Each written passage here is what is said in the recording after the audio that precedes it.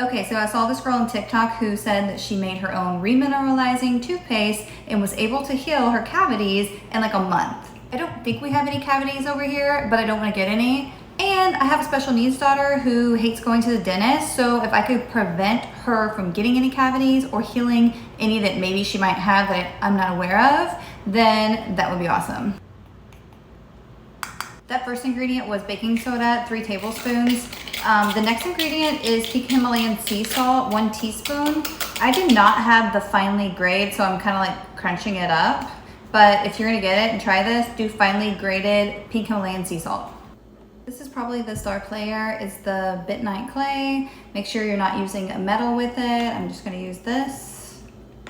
And it's 1 tablespoon.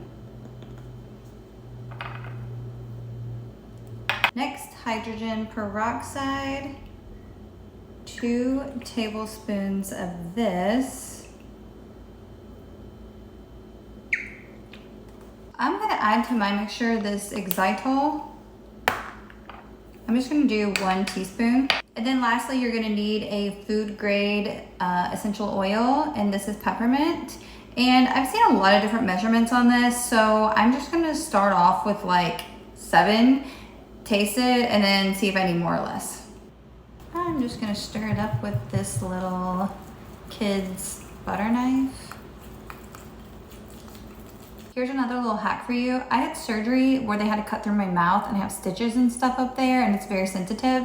So I couldn't find the adult size, but I found this Guru Nanda. It's got the softest baby bristles ever for a toothbrush. So we're just gonna try it on this. And this toothbrush doesn't hurt my like stitches or anything. Moment of truth. Okay, that was actually good. I didn't have a problem with that. I'm gonna try it on the family tonight. You guys definitely give this a shot and check back in.